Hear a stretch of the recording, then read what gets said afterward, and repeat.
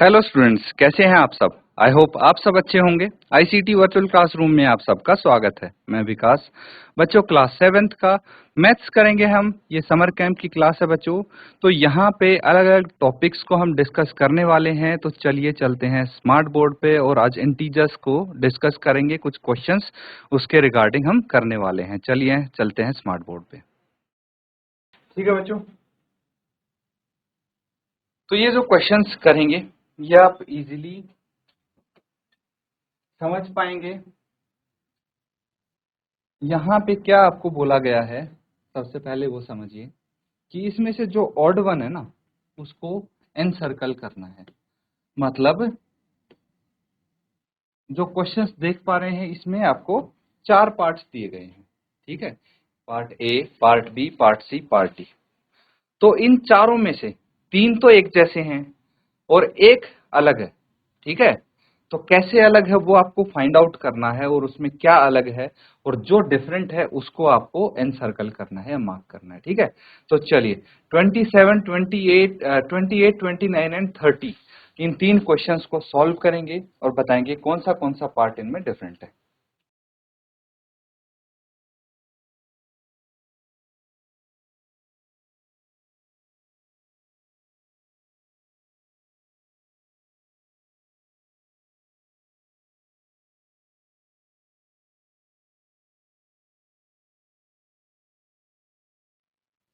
ठीक है, चलिए चेक करते हैं अब।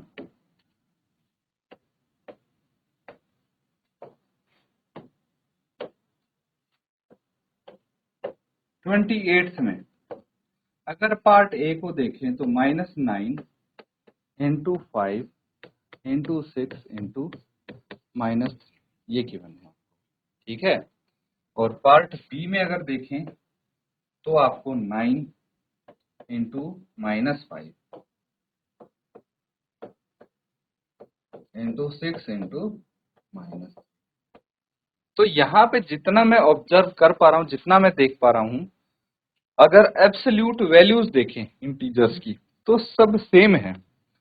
बस negative integers, number of negative integers and number of positive integers आपके अलग अलग गिवन है। अलग अलग गिवन है मतलब देखिए, अगर मैं मल्टीप्लाई करता हूँ 9 into 5 into 6 into 3, absolute values को मल्टीप्लाई करता हूँ, तो हर केस में आंसर आपका सेम आएगा। बस फर्क कहाँ पे पड़ेगा कि कौन से केस में आपका नेगेटिव आंसर आएगा, कौन से में पॉजिटिव आंसर आएगा, इतना ही फर्क पड़ेगा। तो चलिए यहाँ पे इसको डिटेल में डिस्कस करेंगे। पहले आप ये समझिए इन सब को मल्टीप्लाई करने पे कितना आएगा। तो 6 इंटू 5 कितना होता है, 6 इंटू 5 होता है 30, और 9 इंटू 3 27, 27 इंटू 3 कितना होता है 0 एज इट इज, और ये आ गया 3 सत्ते 21, 3 इंटू 7 21, 2 बच गया, 3 इंटू 2 6 और 2 8, 810 आता है। बेसिकली हमारा आंसर आ रहा है 810। ठीक है, अब देखिए ध्यान से, तो अब फर्क कहां पड़ेगा, जहां पे आपको पता है दो नेगेटिव इंटीजर्स को अगर हम मल्टीप्लाई करेंगे तो आंसर आएगा पॉजिटिव इंटीजर। ठीक है, अगर 3 नेगेटिव इंटीजर्स को हम मल्टीप्लाई करेंगे तो आंसर नेगेटिव आएगा। अगर 4 नेगेटिव इंटीजर्स को मल्टीप्लाई करेंगे तो आंसर पॉजिटिव आएगा। मतलब जब हम मल्टीप्लाई करते हैं और एक नेगेटिव इंटीजर हो गया है ना, इसको बाकी पॉजिटिव इंटीजर्स के साथ मल्टीप्लाई करेंगे तो भी आंसर नेगेटिव आएगा। मतलब अगर number of negative integers odd होता है, ऑड यानी विषम होता है, तो आपका आंसर जो आएगा वो आएगा नेगेटिव, और नंबर ऑफ नेगेटिव इंटीजर अगर इवन होता है तो आंसर आएगा आपका पॉजिटिव। ये समझ लें। तो आपको काउंट करने हैं नेगेटिव इंटीजर्स, क्योंकि एब्सोल्यूट वैल्यू तो सेम है। देखिए यहाँ भी 9 5 6 3 आ रहा है, तो नंबर ऑफ नेगेटिव इंटीजर्स 2 हैं, इस केस में भी आंसर पॉजिटिव आएगा। ठीक है, सी देखिए, -9 इंटू -5 इंटू -6 इंटू 3। तो देखिए नंबर ऑफ नेगेटिव इंटीजर्स यहाँ पे 3 है, तो -810 आएगा, है ना, आंसर नेगेटिव आएगा। अब अगर डी की बात करें तो यहाँ पे 9 इंटू -5 इंटू -6 इंटू 3, तो ये पॉजिटिव आएगा क्योंकि नंबर ऑफ नेगेटिव इंटीजर्स यहाँ पे 2 हैं। ठीक है, तो ऑड वन कौन सा है, थोड़ा सा फर्क है, इसमें आंसर आपका नेगेटिव आ रहा है, बाकी सब में पॉजिटिव आ रहा है। कौन सा, सी, तो ये डिफरेंट हो जाएगा, इसको मार्क कर देंगे आप।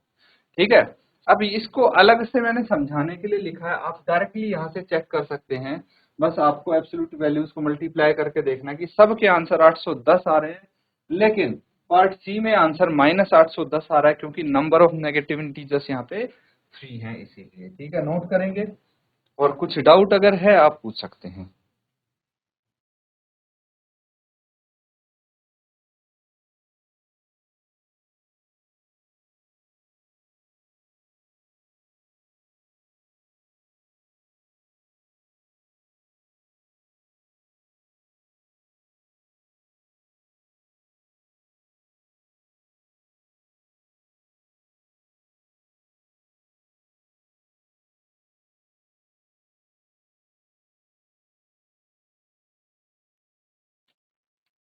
चलिए ठीक है, नोट कर लिया है, तो नेक्स्ट क्वेश्चन देखिए। अब देखिए, हर क्वेश्चन के साथ हम कॉन्सेप्ट समझते चलेंगे। ठीक है, तो अलग अलग क्वेश्चंस के साथ आपको अलग अलग कॉन्सेप्ट सीखने को मिल रहे हैं, तो यहाँ पे आप क्वेश्चन जब समझ रहे हैं ध्यान देंगे कि कॉन्सेप्ट भी आपको साथ में सीखने को मिल रहे हैं। 29th है, जैसे इसमें क्या बोला गया है, पार्ट ए है -100/5। ठीक है, -100/5, इसको कैंसिल आउट करेंगे, कितना आ जाएगा, -20 आ जाएगा। ठीक है, अगर बी की बात करें तो -81/9 आ गया, तो 9 9 जा 81, -9 यहाँ पे आ जाएगा। सी पार्ट की बात करें तो -75/5। ठीक है, ये कितना आ जाएगा, ये आ जाएगा बच्चों 15, नेगेटिव है ना, -15। और अगर डी को देखें तो -32/9 है। ठीक है, तो ऑड वन आउट कौन सा है, कोई बता सकता है? ऑड वन वही होगा जो सबसे अलग होगा।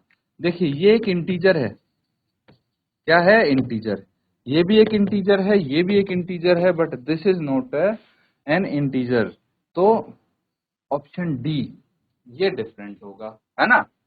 चलो, इसी के साथ नेक्स्ट पार्ट करते हैं। नेक्स्ट अब डायरेक्टली आप कर सकते हैं। देखिए, सब में क्या है, आपके -1 है ना, तो आपको number of negative integers count करके ये बताना है कि रिजल्ट किसका +1 आएगा, किसका, एक को एक से मल्टीप्लाई करो तो एक ही आएगा, है ना।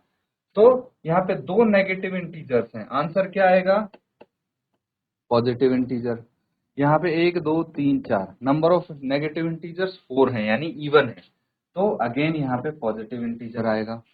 इस केस में देखिए, नंबर ऑफ नेगेटिव इंटीजर 1 2 3 4 5 6 हैं, तो इसमें अगेन पॉजिटिव इंटीजर आएगा, लेकिन इसमें नेगेटिव आएगा क्योंकि नंबर ऑफ नेगेटिव इंटीजर्स 3 हैं। डायरेक्टली पता लग गया आंसर, नोट कर लेंगे।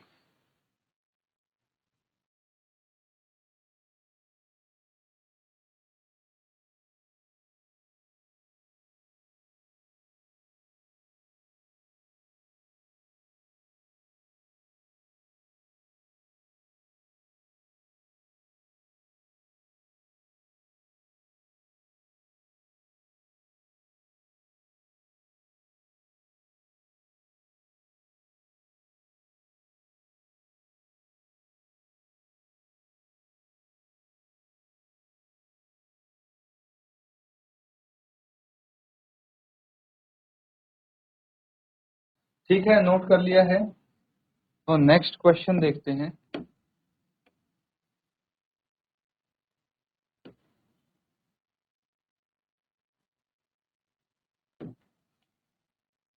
यहाँ पे आपको देखिए, अगले क्वेश्चंस में स्टेटमेंट्स को ट्रू बनाने के लिए जो ब्लैंक्स आपको दिए हैं उनको फिल करना है।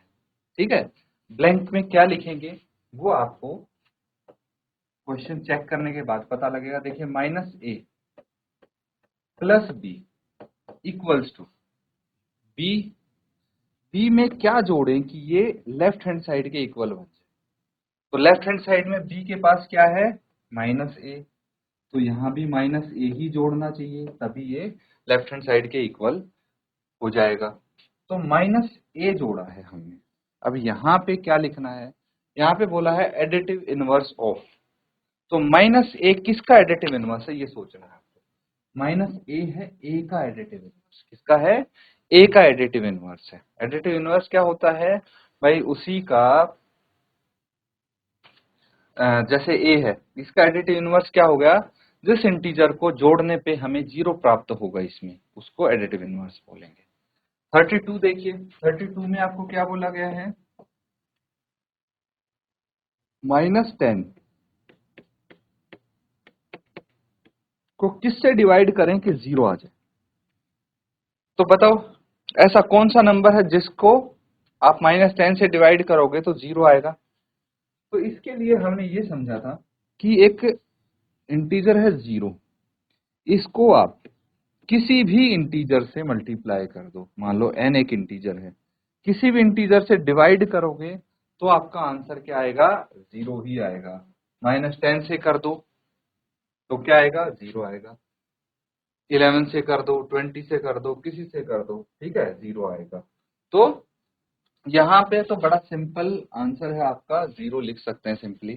सेम केस मल्टीप्लीकेशन में भी सेम चीज होती है कि किसी भी इंटीजर को 0 से मल्टीप्लाई करोगे आपका आंसर 0 आ जाएगा। ठीक है, नोट कर लेंगे फिर आगे करते हैं।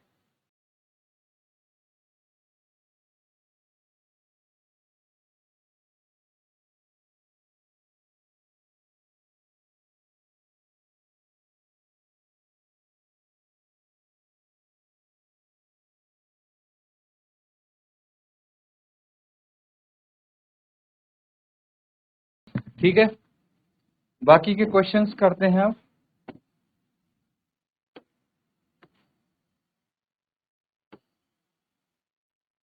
थर्टी टू कर लिया, 33 देखिए।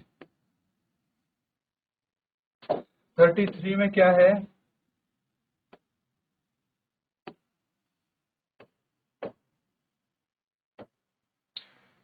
-157 है, इसको मल्टीप्लाई करना है -19 से और ऐड करना है 157। ठीक है, तो यहाँ पे डिस्ट्रीब्यूटिव प्रॉपर्टी हमें दिख रही है। तो इसमें से अगर मैं 157 कॉमन ले लूंगा तो यहाँ पे -1 इंटू -19 बच जाएगा, +1। 157 यहाँ से और यहाँ से कॉमन आ गया, तो 157 यहाँ रह गया, इंटू क्या है -1 इंटू 19 +19 एंड +1 यहाँ पे हो गया। 157 इंटू 19 +1 20 आ जाएगा। अब 20 का 0 एज इट इज और 157 को 2 से मल्टीप्लाई करना है, ये तो आसान काम है। 157 को 2 से मल्टीप्लाई करना कितना आ जाएगा? 2 इंटू 7 14, एक बच गया, 5 इंटू 2 10 और एक 11, एक बच गया, 2 1 2 एंड 1 3। तो 3 1 4 यहाँ पे आ गया और 0 ऑलरेडी था, तो ये आपका आंसर हो जाएगा 3140। ठीक है, सिंपल है। अब अगला जो क्वेश्चन है वो है बच्चों एसोसिएटिव प्रॉपर्टी के ऊपर। ठीक है, मैंने बता दिया इसमें यूज करनी है एसोसिएटिव प्रॉपर्टी, यूज करके फटाफट इसके ब्लैंक्स फिल कीजिए आप।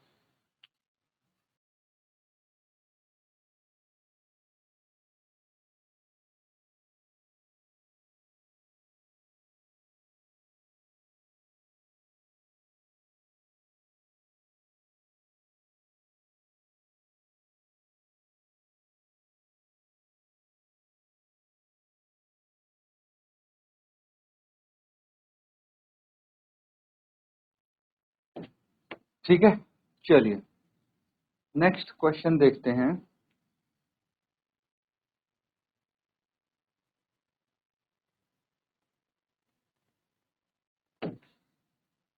-34 में आपको गिवन है -8 है, इसमें कुछ जोड़ना है, फिर कुछ जोड़ना है, इक्वल्स टू यहाँ पे -3 है, प्लस लास्ट में आंसर आपका -3 आ रहा है। कितना आ रहा है? -3 आ रहा है। तो देखिए ध्यान से, अगर मैं यहाँ पे क्या करता हूं, -8 में -3 जोड़ता हूं और फिर उसमें +8 जोड़ता हूं, ठीक है। तो क्या आ जाएगा आंसर? -8 प्लस -3 -11 प्लस 8 कितना आ गया? -3 आ गया। हमें अल्टीमेटली आंसर चाहिए -3। आ रहा है? बिल्कुल आ रहा है। तो इस केस में भी हम क्या कर सकते हैं, यहाँ पे है आपका -8, ठीक है, और यहाँ पे +8। तो देखिए -8 प्लस ये कितना आ जाएगा? -3 प्लस 8 5 आ जाएगा। -8 प्लस 5 -3 आ रहा है सेम। तो यहाँ पे अगर इसको हम मान लें A, ये B हो गया और ये C हो गया, ठीक है। यहाँ भी सेम है A, B एंड C। तो एसोसिएटिव प्रॉपर्टी क्या कहती है? A plus B plus C है equals to A plus B plus C होता है, यही कहती है। इसी का यूज करके हमने यहाँ पे ये ब्लैंक्स फिल किए हैं। तो ये आ जाएगा -3, ये आ जाएगा 8, यहाँ पे अगेन -8 था, सेम लिखेंगे, और यहाँ पे 8 लिखेंगे। कुछ डाउट है तो पूछ सकते हैं आप।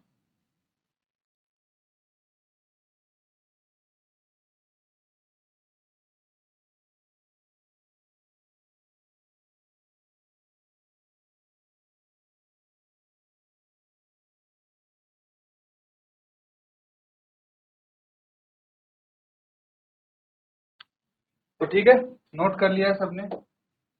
चलिए नेक्स्ट क्वेश्चन करेंगे।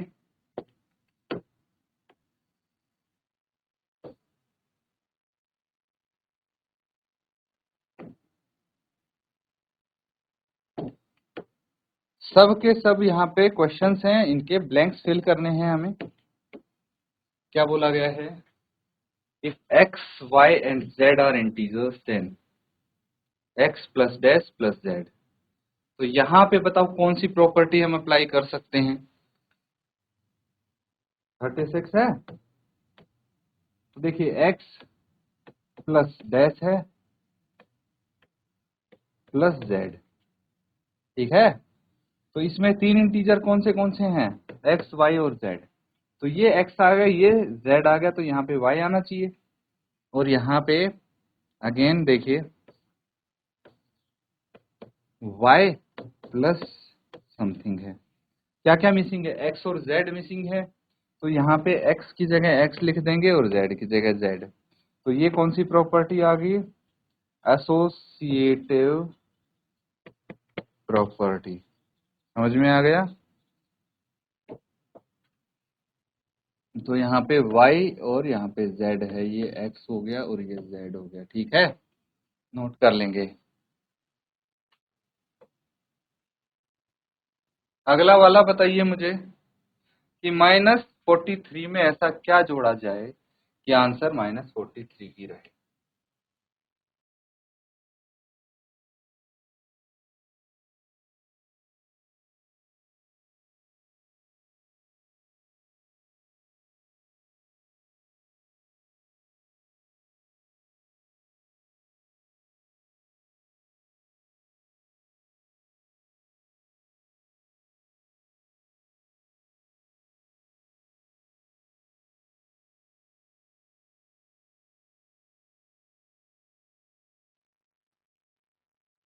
ठीक है, चलिए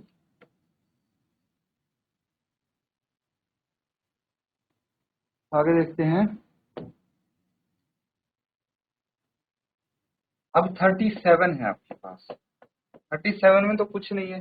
देखिए किसी भी नंबर में ऐसा क्या जोड़ा जाए कि उसमें कोई बदलाव ना हो, तो आंसर है 0। किसी भी नंबर में अगर हम 0 जोड़ते हैं तो उस नंबर में कोई चेंज नहीं होगा। 0 ना ही तो उस नंबर को कम कर पाएगा ना ही बढ़ा पाएगा, वो नंबर सेम रहेगा, ठीक है।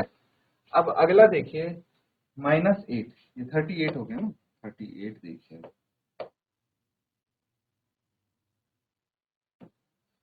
-8 प्लस -8 प्लस -8, क्या बोलते हैं इसको? Repetitive addition.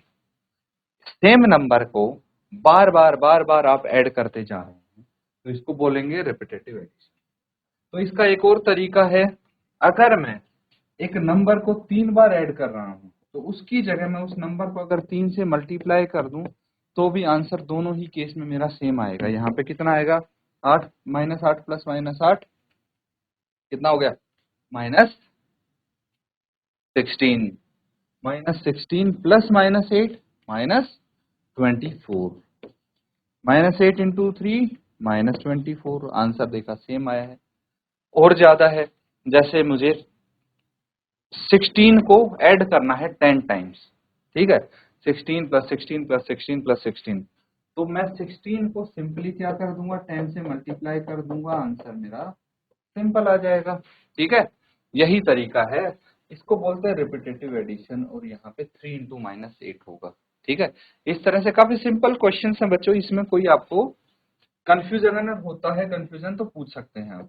नेक्स्ट देखिए,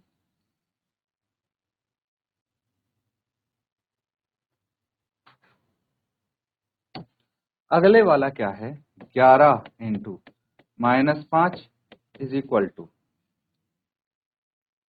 ब्लैंक दिए हैं आगे, तो मुझे पहले ये बताइए कि 11 इंटू -5 क्या होगा, 11 इंटू 5 55, और ये नेगेटिव इंटीजर एक है तो -55 आ गया। तो क्या होना चाहिए, इसका जो लास्ट में आंसर है वो -50 आना चाहिए, 55 आना चाहिए।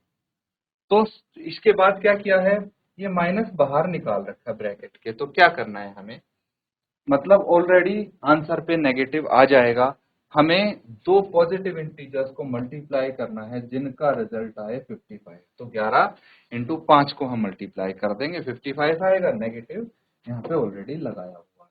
समझ में आ रहा है, इस तरह से इसको कर सकते हैं बच्चों। अगला देखिए, नेक्स्ट है -9 इंटू 20, 40th है ये, ठीक है, -9 इंटू 20, 9 को 20 से मल्टीप्लाई करो 180 आएगा, एक नेगेटिव इंटीजर है तो -180 आपका आंसर आ जाएगा। सिंपल है ये, मल्टीप्लीकेशन का क्वेश्चन है, नोट कर लीजिए, ये -180 आ जाएगा। इसी तरह से अगला देखिए, ये है -23, ठीक है, कितना है, -23 को मल्टीप्लाई किया है 42 से, -23 इंटू 42, तो यहाँ पे क्या हो जाएगा, -42 इंटू 23 अगर हम करते हैं तो सेम आंसर आएगा। ठीक है, कैसे, देखिए कम्यूटेटिव प्रॉपर्टी है एक तरह से, बस माइनस का साइन यहाँ पे क्या है 23 के साथ है, यहाँ पे 42 के साथ है। तो बेसिकली हमने क्या किया है, एब्सोल्यूट वैल्यूज अगर देखें तो 23 और 42 है, इनको मल्टीप्लाई कर रहे हैं, है ना, तो 23 और 42 को जो मल्टीप्लाई करके आंसर आएगा, अब दो इंटीजर हैं, एक नेगेटिव एक पॉजिटिव है, तो आंसर नेगेटिव आएगा। ठीक है, तो 23 और 42 को जो मल्टीप्लाई करके आंसर आएगा वो किसके बराबर होगा, वो बराबर वही होगा जो 23 और 42 को मल्टीप्लाई करके आएगा। मतलब नेक्स्ट क्वेश्चन में भी 23 आना चाहिए। -23 इसलिए नहीं लिखा क्योंकि -42 के साथ आ चुका है, तो यहाँ पे सिंपली 23 आप लिख देंगे। नोट कर लीजिए बच्चों इसको, कुछ डाउट इसमें है तो पूछ सकते हैं। ये आपके इंटीजर्स के कॉन्सेप्ट हैं जो आपने सीखे भी होंगे, तो वो आपके काफी हद तक क्लियर हो जाने चाहिए। अब इनको अच्छे से नोट करें और प्रैक्टिस करें।